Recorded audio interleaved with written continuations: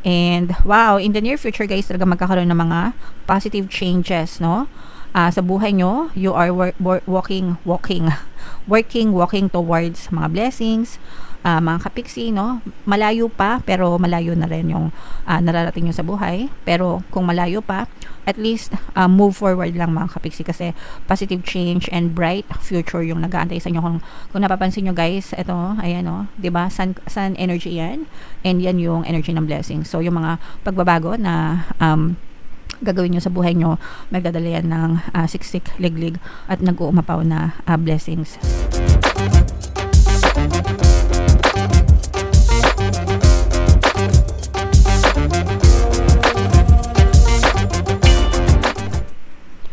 Hello guys, hello Leo. Welcome back to Pinay Pixie Tarot. Ang pamagat ng episode natin for tonight is anong ganap sa buhay mo. So ito ay isang timeless reading mga kapiksi para sa Leo, Sun, Moon, Rising, Sign, and Venus. Sa reading na to guys, titingnan natin where you are right now. Yung inyong present, past, and future energy, yung strengths and weakness nyo, and mga other influences sa buhay nyo mga kapiksi. So unahin natin tong deck na to. Pakinggan natin yung mga mensahe sa inyo or mga paparating sa inyo guys. And by the way mga kapiksi, no, sa lahat na naghahanap ng mga pampaswerte na lucky charms or bracelet or crystals, may mga products tayo sa description box. Click nyo lang yung mga items na yon para ma-check nyo, and pwede nyo nang i-check out mga kapiksi. So yung first message para sa inyo Leo, time for a nap guys. Ibig sabihin nito magpahinga, mga kapiksi, no? Magpahinga, mag-relax, mag-chill. Especially nowadays, mga kapiksi, kung napapansin nyo, marami nagkakasakit ngayon. Dahil sa panahon ngayon, mga kapiksi, paiba-iba yung panahon. Minsan sobrang init, tapos biglang uulan. And even sa ibang bansa, mga kapiksi, may mga kilala ko, may mga friends ako na nagkakasakit din. So magpahinga tayo guys, no? Make sure na we take care of ourselves, and wag tayong masyadong okay lang naman na masipag tayo, pero wag natin masyadong sagarin yung ating katawan. Importante pa rin yung kalusugan guys, okay? Alright, so yan yung first message for you Leo. And next message guys is building blocks. Ito yung pagbibuild mo, no, ng success sa buhay mo, build ng magandang pundasyon sa buhay nyo mga kapiksi, yung mga pagbibuild ng inyong mga pangarap, yung mga dreams sa buhay guys. So it takes time mga kapiksi. Success is not done overnight guys, no. It takes time and patience and effort. So wag tayong masyadong mainip guys sa mga success natin. May kanya-kanya tayong timeline.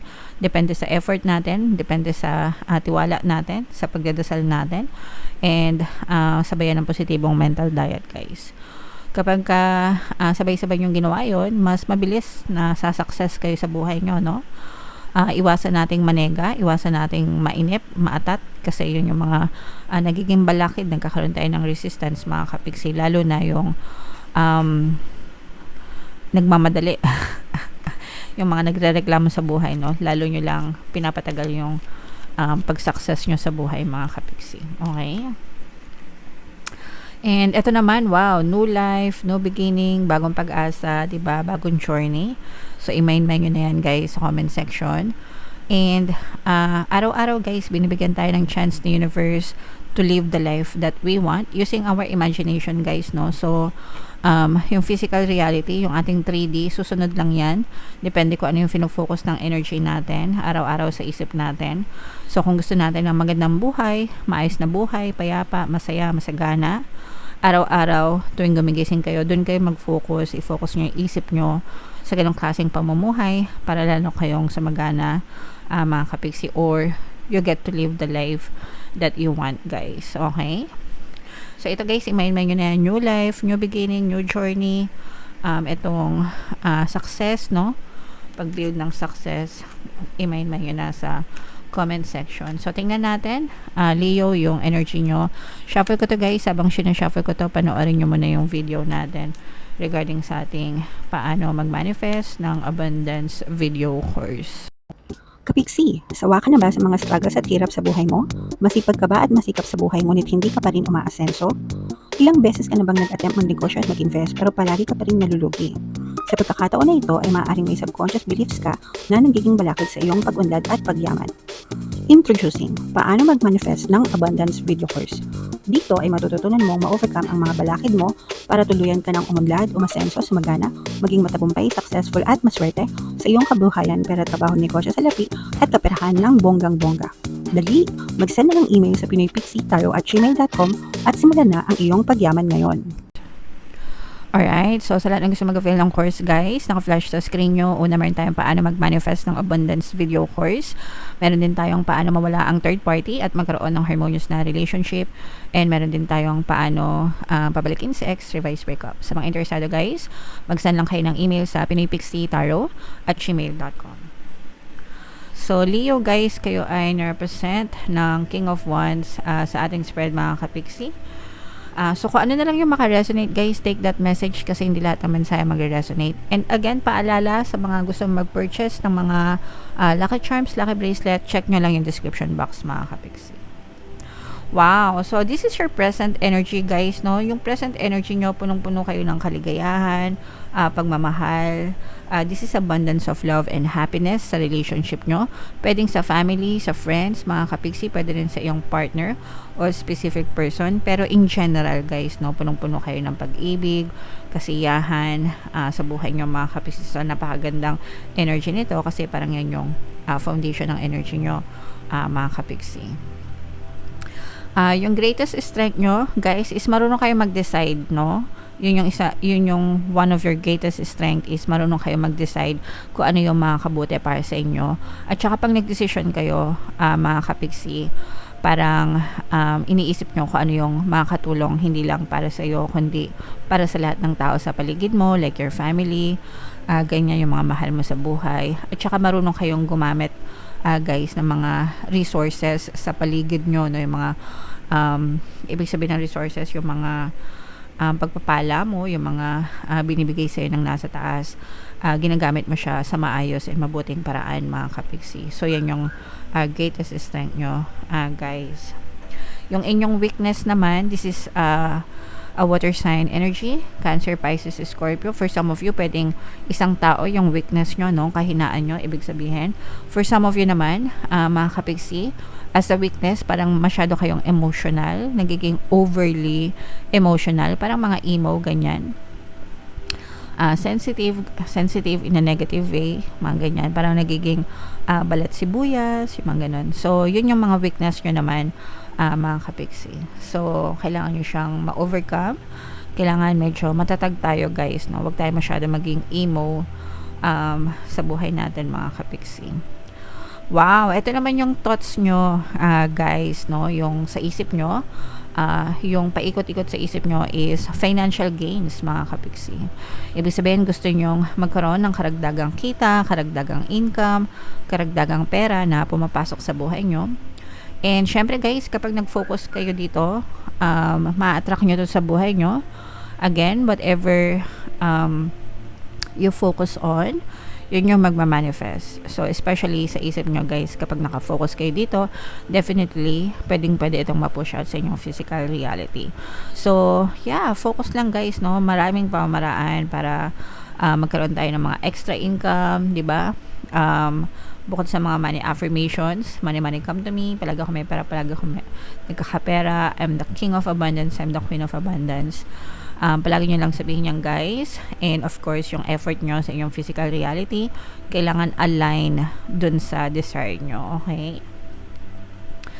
And ito naman guys, this is your active energy, passion, mga kapixie. For some of you, nagbubuo kayo ng plano sa isip nyo, no? Kung paano kayo magkakaroon pa ng mga financial gains, mga kapixie, okay? So, planuhin lang ng planuhin.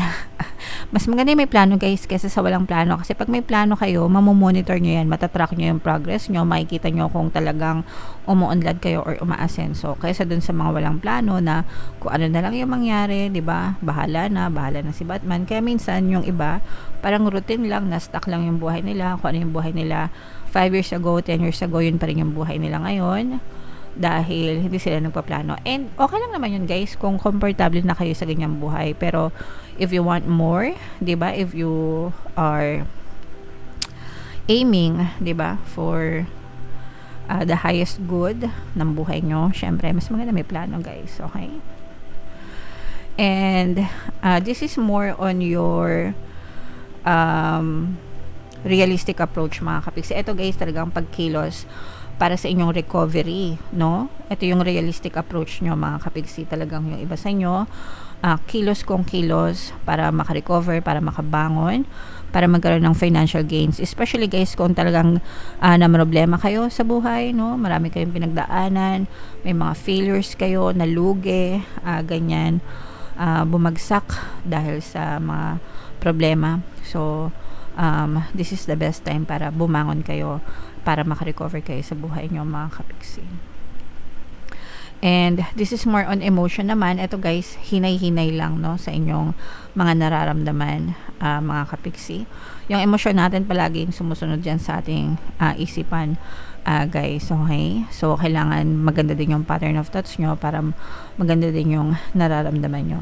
And you should give your love sa mga bagay na gusto natin, like love your job, 'di ba? I love my job, I love my job. Pag nagtatrabaho kayo, 'di ba? I love my job, I love my job. Ibuhos nyo, no, yung pagmamahal nyo sa mga ginagawa nyo para you will be blessed mga kapiksi. Okay? And ito naman yung energy nyo sa recent past. Sa recent past, mga kapiksi, parang natutunan nyo ng i-value yung sarili nyo, guys. And maganda ito kasi ibig sabihin, nakikilala nyo na yung binibigay nyo na sa sarili nyo, yung tamang value or pagpapahalaga na dapat naman talaga na binibigay nyo sa sarili nyo. Okay? So, yeah. And, wow, in the near future, guys, talaga magkakaroon ng mga positive changes, no? Sa buhay nyo, you are walking towards mga blessings, mga kapiksi, no? Malayo pa, pero malayo na rin yung nararating nyo sa buhay. Pero kung malayo pa, at least move forward lang mga kapiksi, kasi positive change and bright future yung nag-aantay sa inyo. Kung napapansin nyo guys, ito, ayan, no? 'Di ba? Sun energy yan, and yan yung energy ng blessing. So yung mga pagbabago na gagawin nyo sa buhay nyo, magdadala yan ng siksik, liglig, at nag-uumapaw na blessings sa buhay nyo mga kapiksi. Okay? So ito guys, i-mind-mind nyo na yan sa comment section. Magandang pagbabago, siksik, liglig, nag-uumapaw na blessings, itong mga financial gains, recovery, itong abundance of love mga kapiksi. Lahat yan, i-mind-mind nyo sa comment section, and comment down below if naka-resonate kayo guys. For more tarot readings, ito yung playlist nyo. Ito naman yung ating success stories ng paano mag-manifest ng abundance video course. Click here to subscribe guys. Ito yung ating mga relationship or pampaswerte subliminals. Thank you for liking, sharing, and subscribing. See you next time. I love you all guys. Have a nice day. Bye-bye.